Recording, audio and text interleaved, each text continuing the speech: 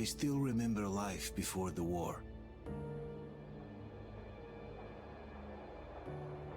I remember that we used to be different. Used to live up there, on the surface.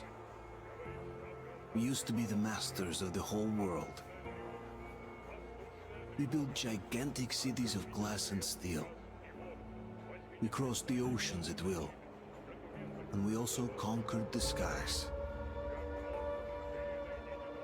There used to be 7 billion of us. We were not born for life in the tunnels. I was born to breathe fresh air, and I remember it.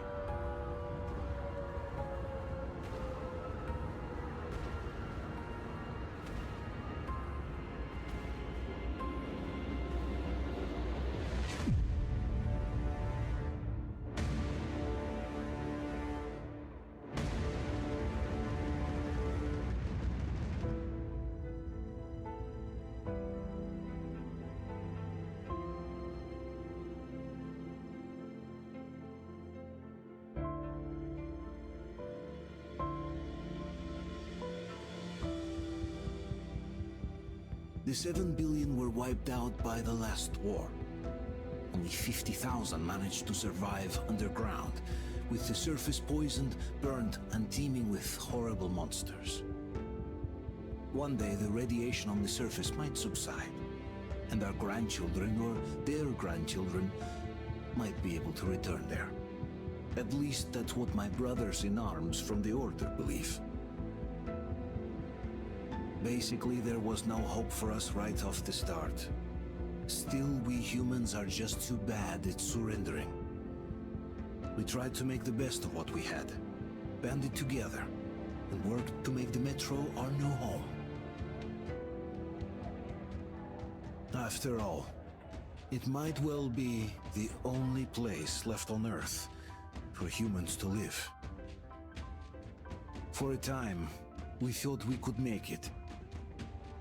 But, regrettably, the war didn't kill our bad habits.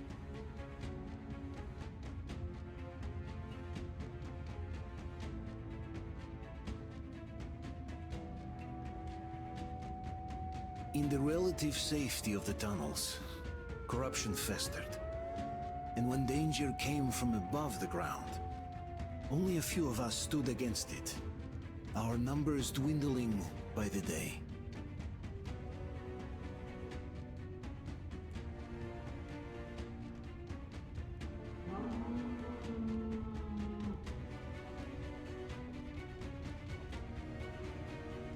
But I remember we were born for a better life, and I can't accept that I'm destined to grow old and die underground. I don't care if I'm called an idiot. But if even a single shard of the old world still exists out there, I have to find it.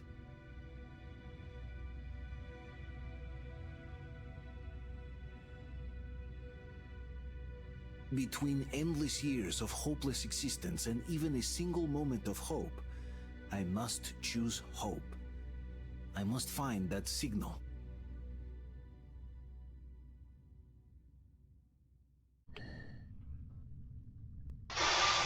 Right, I am sorry for that long intro, but I thought the introduction to the game might be worth getting, or watching.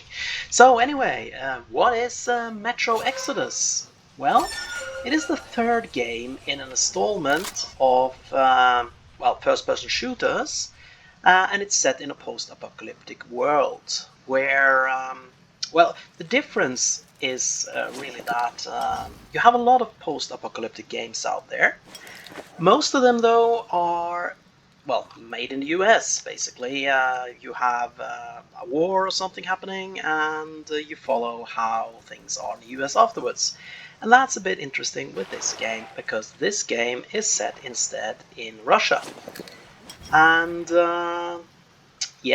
it is a game that I think is quite good. It is the third installment, as I said, of this series, Metro. But it is, I haven't played the two first ones. This one is apparently more open world than the other ones.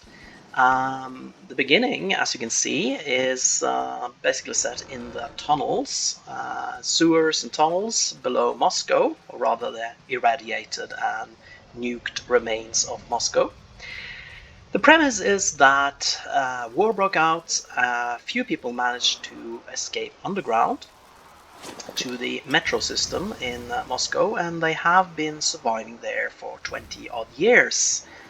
And our main character here, oh look at that, there are mutants, did I mention that? Yeah, there are horrible radiation scarred mutants, and there's a lot of them.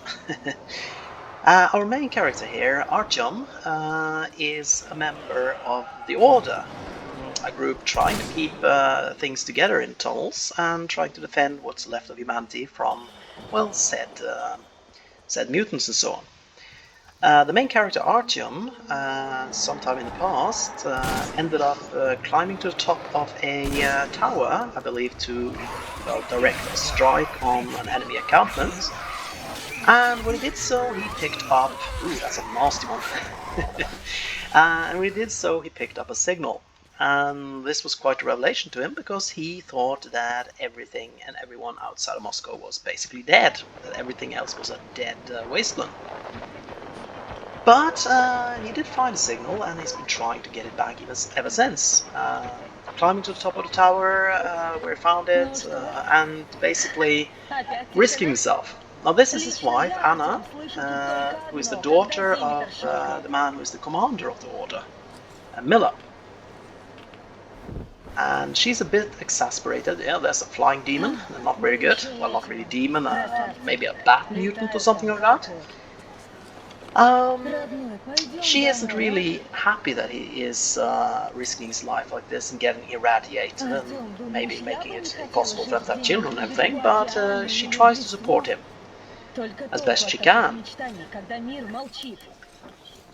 But I think even she is getting a little bit fed up at this point.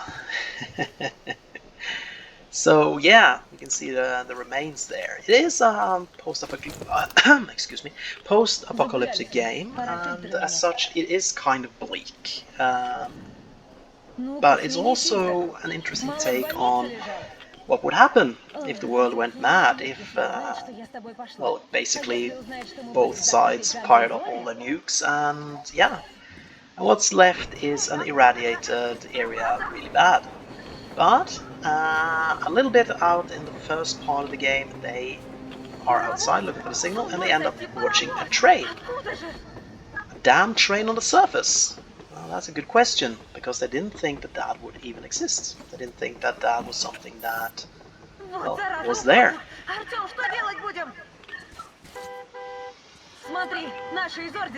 So this is going to be a little bit of a spoiler. They are running up here and trying to get in this car, which they think are filled with people from the Order.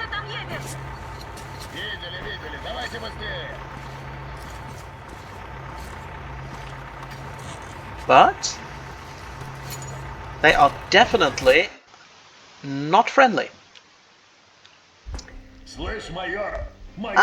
Things happen, I won't go into too much into detail, not too much spoilers, but basically they are going to have to leave Moscow. They have no way to go back. If not us, then who? Yeah, so they're throwing out these two guys from this other organization called Hansa. I haven't really gotten that far into the previous lore of the games. Basically, they found out that the rest of the world being dead, that was a lie. There are signals, there are people outside of Moscow, and now they hijacked the train and they are trying to get out. Just circle Moscow with those jammers and we're none the wiser. How perfect of them. Yeah, but of course, getting away isn't going to be quite that easy.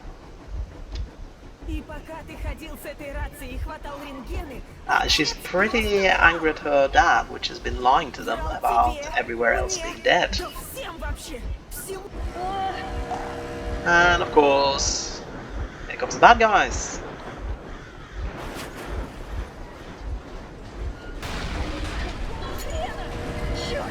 It's quite a good game. I think it's well made. It's not too old. The graphics are pretty good.